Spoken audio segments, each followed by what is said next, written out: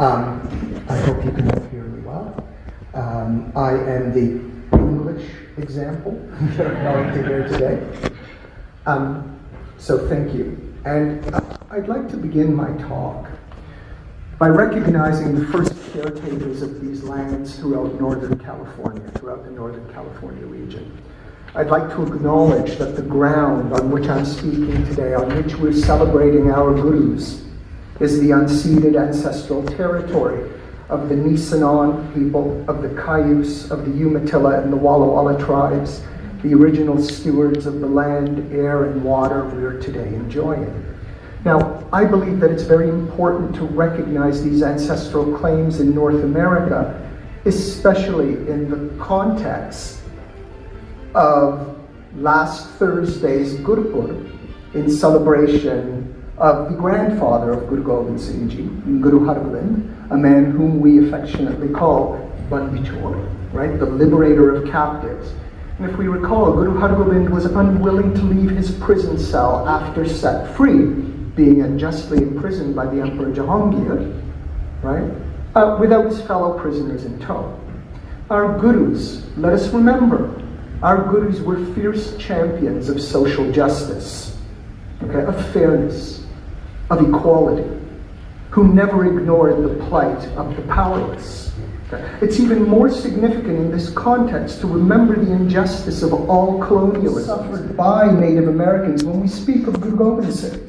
Right? An exceptional man who too was forcibly dislodged from his own ancestral territory of Anandpur Sahib by a powerful and immoral empire led by the nefarious ruler Aurangzeb.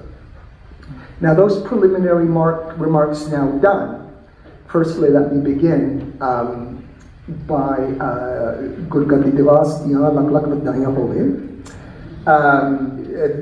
I'd also like to thank Dr. Rupinder Barar here and all of the wonderful sevadars of the Panth who've contributed to this event and have done me the honor of inviting me here today to speak to this wonderful Sangha.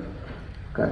And this is, of course, less than 2 weeks away from Guru Nanak Dev Ji. And as many of you to whom I've spoken at this point know, one thing I enjoy more than anything else is talking about Sikh history and about the history of the Sikh Gurus. And this is largely why I've written down my comments today, because I will go in a million directions at once, and I'd really like to stay on topic and stay on time. If you'd like to talk afterwards, please, I'm happy to do so.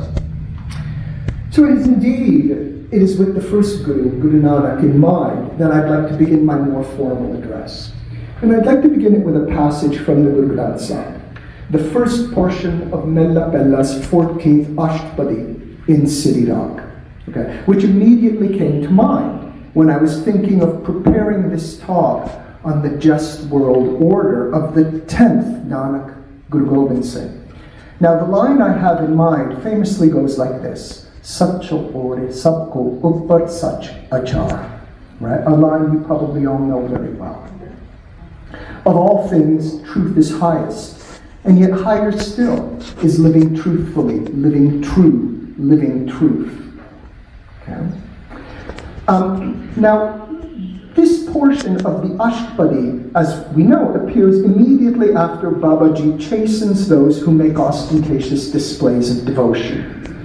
Now, on first impression, this line offers itself to many interpretations, the most simple being, of course, an ethical one, that one should attempt to live one's life keeping God, who we know Guru Nanak consistently referred to as truth, as such, foremost in one's thoughts, and allowing the loving cognizance of that omnipresence to guide one's daily actions, right? And in this way, embodying that truth that is the divine at the level of the everyday. It is this interpretation that the previous portions of the Ashtapadi suggest, which is why it is towards this interpretation that I first gravitated as a student of Sikh Itihas many, many years ago. But I came to realize that there is so much more depth to this Ashtapadi. Okay?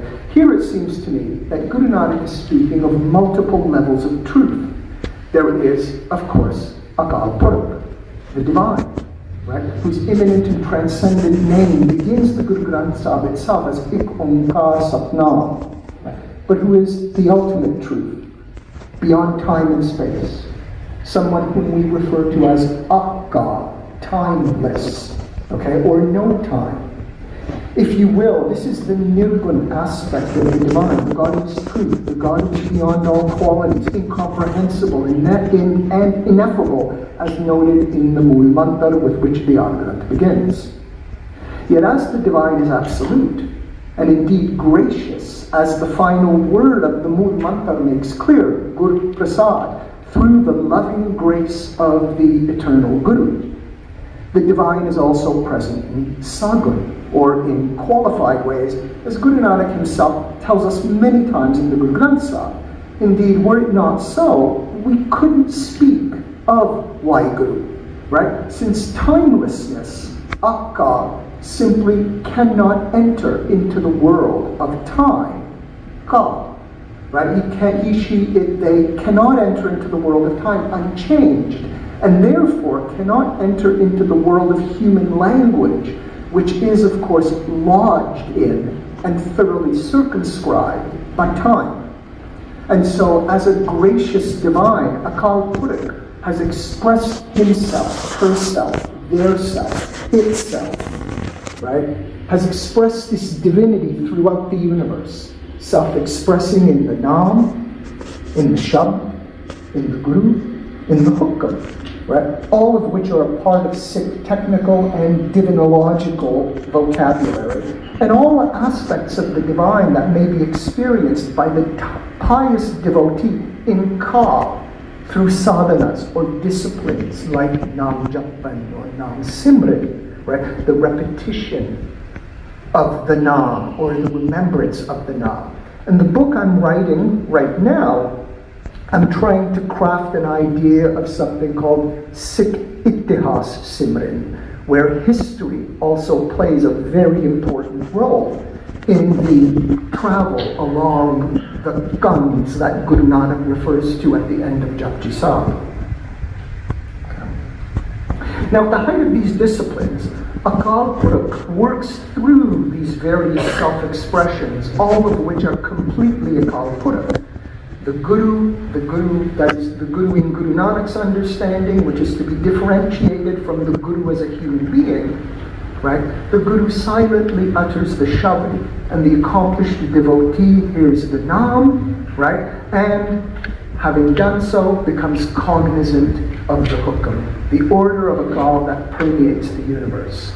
Now, one may live a life aligned with the truth that is Akal, but Guru Nanak implies in this Ashtapadi that that lived life expresses a truth which is nevertheless mundane, bound by human time, and as such, therefore, fundamentally different from the cosmic truth that is the eternal Guru. Okay. Now, I needed to give you that idea because it's going to be the foundation on which I base my understanding of what Guru Gobind Singh does, and I'm going to make reference to it as I continue my talk today. So this portion of Sri Rag Ashtpadiyam, about which I'm speaking, provides us then with a binary, human time and cosmic time, human truth and eternal truth, and gives me a moment to reflect upon such doublets we sometimes see in Sikh literature and tradition. Now, as many of you have noticed, just such a binary appears in the title of this talk today, Miri, Piri. And so by binaries or doublets, what I mean are well-known elements coupled together in the language of the Guru Granth Sahib, in the words of the Janam Sakhis, in the words of the Rehtnamas, okay? The purpose of which is often to cause us to pause, to think, to contemplate, and to reflect upon the presence of Akal in this world. These binaries include the aforementioned Miri Piri, but to these we may add Shakti Bhakti, Sant Sipahi, Bana Bani, okay? Kal Akal, right? Ideas which appear in the Guru Granth Sahib and the Varas of Bhai Gurdas as, for example, Akat Katta, speaking the unspoken, Anhad Shabd, the unstruck melody, okay? Gatav, right? The imperceptible workings of Waheguru, and so on. There are many others in the Guru Granth Sahib.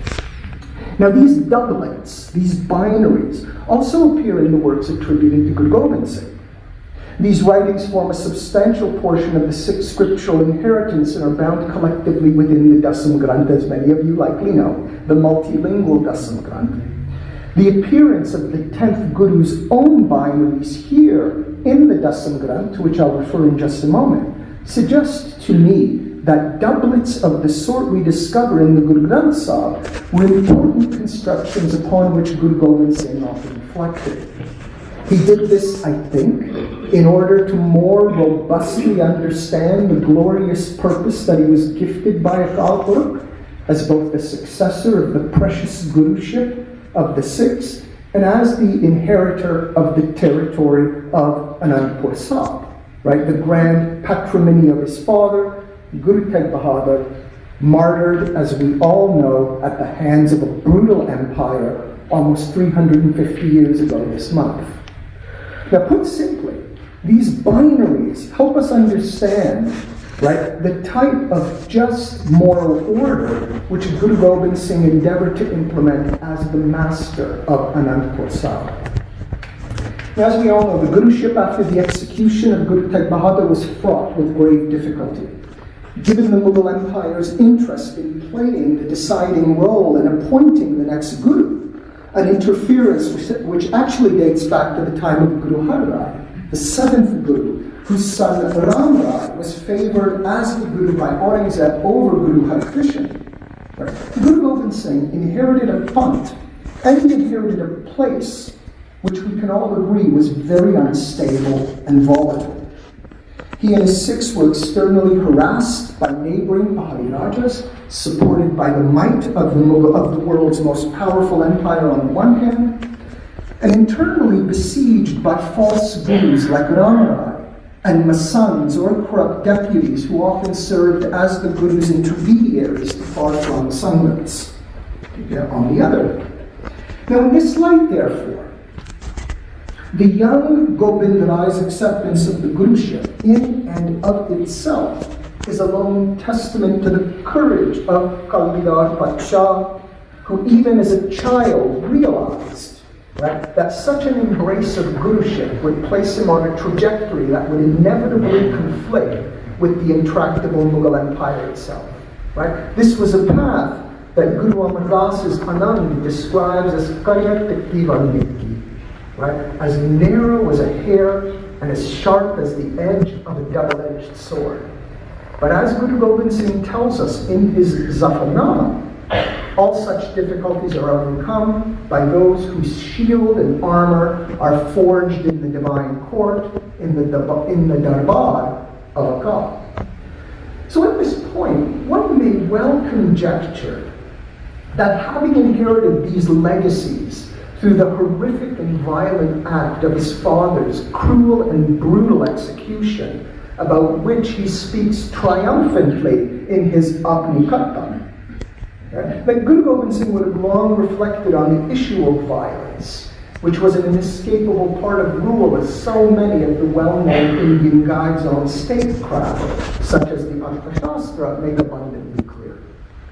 An examination of the many translations into Braj Bhasha of such classical Indian texts like Guruji's own Darbari Gaudis, of the Mahabharata, of the aphorisms of Chanakya, right, and other texts dealing with Rajniti, adds substantial weight to this assessment.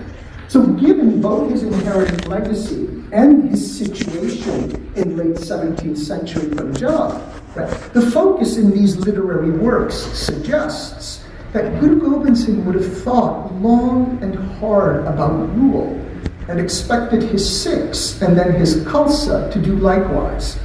Now this premise forms the basis of a new book, right, on the political education of Sikhs that just came out last week, written by Satnam Singh. Now invariably in this context then, Guruji would have drawn upon the most serene body of the previous Gurus as a powerful source of inspiration, as a mighty guide to the grand complexities of rule and stewardship with which he had been bestowed. This turn to the Guru Granth Sahib is likely to have been the very blueprint of Guru Gobind Singh's own darbar, as I have argued in one of my books of oh so long ago. Now, my friends, you may have noticed we left the topic of binaries. I want to come back to it now. Okay? So I want to come back to the issue of binaries. For a reflection on these doublets, I'd like to suggest helps us understand the fine balancing act that our Guru had to perform in order to establish a just world, beginning, of course, in Anandpur Sahib. This was envisioned as one which would allow him to forge a straight and righteous path in what was surely a very tempestuous and convoluted political and cultural environment. That is to say, a rule in which the teachings of the previous gurus, accentuated by Guruji's own powerful reflections, were uncompromisingly kept in mind while striving in this highly conflicted world to deal with the pragmatic nature of rule. To create the type of Raj to which his grandfather, Guru Arjan, the fifth Guru, referred to in Siriraj, right, as a Halemi Raj, a rule of humility in which all people, regardless of their identity, could live to their full potential with no fear of repression. It's here worth adding that this is a humility about which Guru Gobind Singh often speaks in his own body. Okay? Perhaps nowhere more beautifully and poignantly than in his rare Punjabi composition, the Savaiya, which begins Mittar Pyaranu Hal Murira Lakena. Okay, one of the most beautiful passages we find in the entire Dasam Granth. And this political aim, which effortlessly blends both Miri and Piri, right, in the same spirit combined by his grandfather, Guru Hargobind, is, I think, seen clearly demonstrated in the autobiography of Guru Gobind Singh, the Bachittar Natak, which appears in the Dasam Granth. So let me now turn to the 10th Guru's own binary, or his own doublet, to try and understand how he interpreted his legacy and the future that such a legacy was meant to secure. A dharmic, a just moral order on earth, reflecting that worldly embodied truth encompassed by Guru Nanak's Sri Rag Ashtapadi, which I noted at the beginning of today's discussion. So to this end, I want to turn to the Bachittar Natak, particularly to the 8th Dhyay or chapter of the Bachittar Natak, on which I waxed somewhat eloquently in my book on Panch Pyare a few years back. If you'll be so kind as to indulge me, some of the remarks I'm going to make here will draw upon these earlier statements. So at the beginning of the extraordinary 8th chapter of Bachittar Natak, Guru Gobind Singh tells us that this Dhyay will comprise Raj Saj Kartan, the story of my reign. Now the beginning of the first Chopai provides us with the binary I have in mind, one which strongly implies the spirit of Guru Nanak's body. Raj Saj Hum Par Jamayo, right? Jat Sakta Tab Taram Jamayo. When the task of rule came to me, I spread Taram to the best of my ability. Now, although one could certainly argue that the binary on which focus should be here placed is Raj and Taram, rule and righteousness respectively, the doublet on which I'd like to concentrate is a little less explicit, right?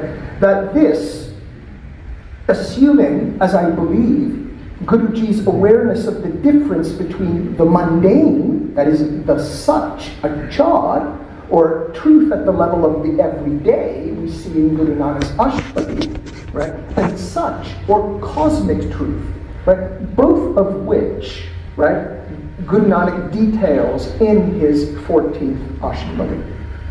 Now the wording here is also worth scrutiny, as it truly demonstrates that humility cultivated by Guru Gobind Singh. Now this focus, this aspect of Guruji's humility, right? This is a beautiful facet of the Guru's character that almost always gets lost in the later construction of his image as a king and as a warrior, right? So let us note here, right? In this chopai, that Rajsaj, the task of rule, it comes, it comes to the Guru, right? Hampar, okay?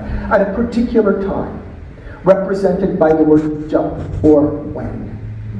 When this task is not pursued, it's not grasped, it's not desired, right? Through his own agency in any of the very traditional ways articulated in works, in traditional Indian works on statecraft. Guru Gobind Singh here simply picks up a very heavy mantle that has in a way been forced upon him through the horrific turn of events which saw his father beheaded, a grisly and vile act. And it's this weighty burden which Guru Gobind Singh humbly accepts, knowing full well the forces that are going to be set against him.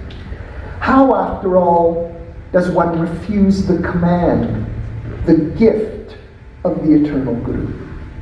It seems clear here in the span of just a few words that the 10th Guru recognizes the words of Guru Nanak at Japji 33, Jis Hat Jod Kar. He alone has the power in his hands, right? In which Babaji strongly implies that Raj is the gift of the divine, but in no way is it divine itself.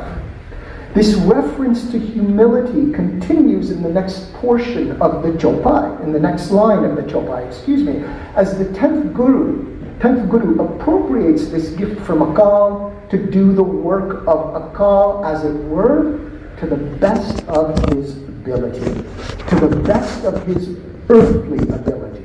Japsak. This task is, of course, to spread Dharam Chalayo. All that which is righteous, all that which is good and fair and just.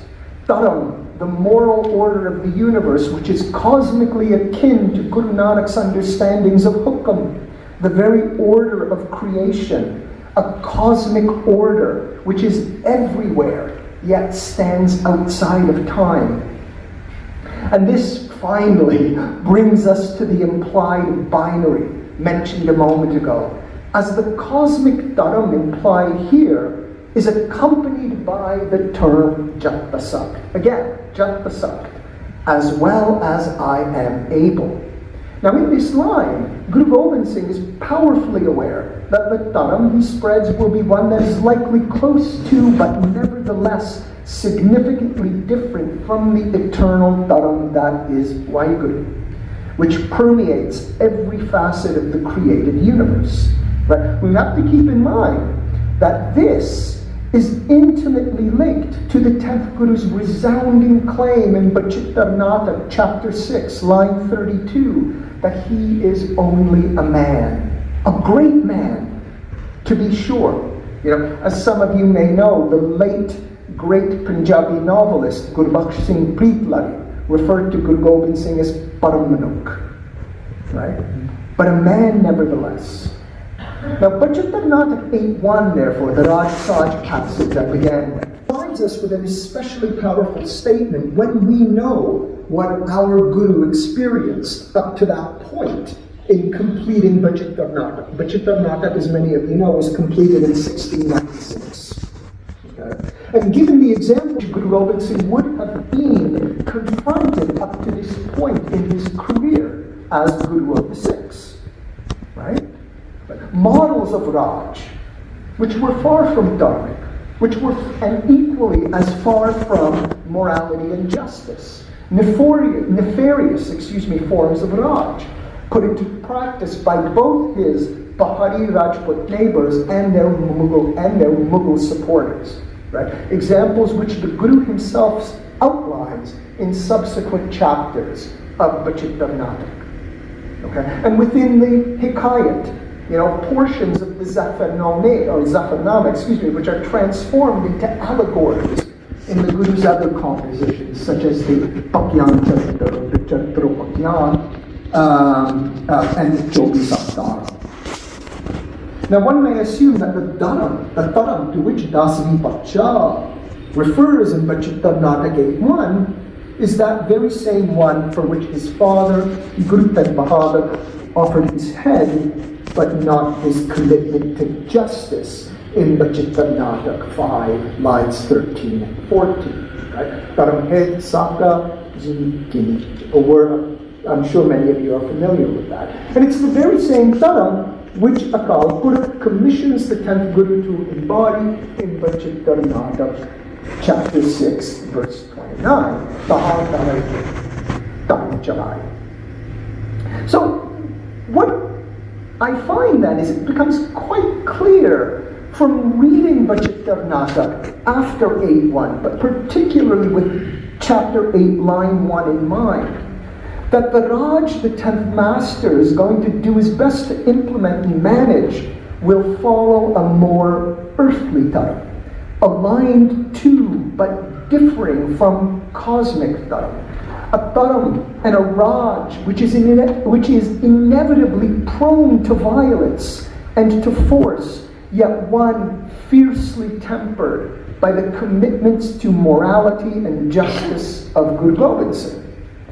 The 10th Guru's residence at Ponta Sahib, as we may surmise from Bachitta Natak, is the arena in which Guru Gobind Singh can develop his ideas of earthly dharam and its corollary of Raj. Put simply, Guru Gobind Singh implies that there are going to be times in the exercise of such rule that violence will indeed be utilized, but as we all know, that violence, and Guru Gobind Singh makes this abundantly clear, that this limited violence will only be resorted to as an absolute final recourse. This emphasis is only strongly implied in Bachitta Natak, but explicitly underscored in the Guru's beautiful Persian epistle, the Zafarnama, right? In the letter's most famous couplet, right? Chukar az hami halti dar gozash, halal ast bordan be shamshir das. You know, when all strategies have been exhausted, only then and only then is it permitted to draw the sword. So with this in mind, and I am wrapping up now. Sorry, you've been very patient, thank you.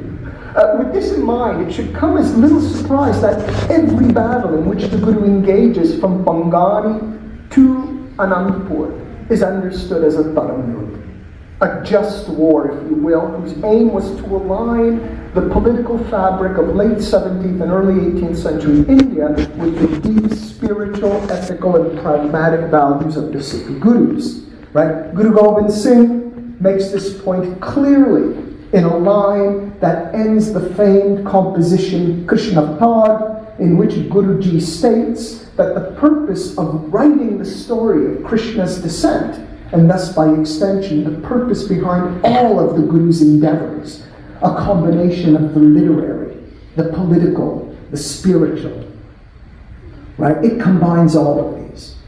Avar basma mein prabh dharam judh ke chala. Okay. These endeavors were performed, O Lord, for no purpose other than dharam yudh.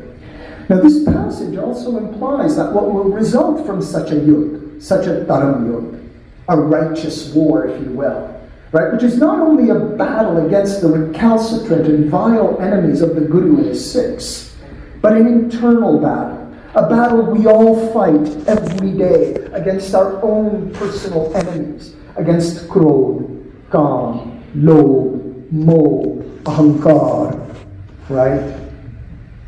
All components of the greatest adversary of us all, Homen, but which is comprised of all that entices the selfish and the self-centered, all of that which ensnares the Manmukh as opposed to the Gurumukh.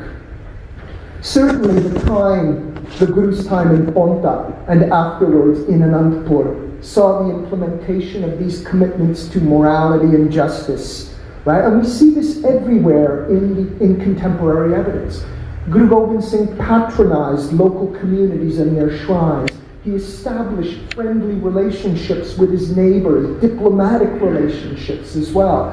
All of this to ensure that the many diverse people of Pahari Punjab, in which Anandpur is located, and Punjab generally, if we want to extend it even further to the world itself, right? To tell these people that although the Sikhs may express a tradition that differs from their own, there's nothing to fear from the Sikhs. And then the Khalsa. But while the Guru sustained these commitments, he was also very pragmatic in his approach. Right? A pragmatism we can detect throughout, say, his many hukamnam, the letters of instruction to various sanghas around northern India.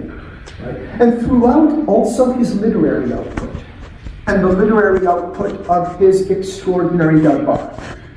It is this commitment to fairness, right, which prompted nearby Pahari Rajas to request the Guru's presence in their dominions to help arbitrate their own conflicts with their neighbors. Guru Gobind Singh's ultimate aim, it seems to me, was to establish and enact a Raj which was moral, a Raj which was just, a Raj in which Dharam was foremost, and the earthly court of which was aligned with the divine court, but one which was nevertheless, as our discussion on binaries is implied, different from it. Thank you. Good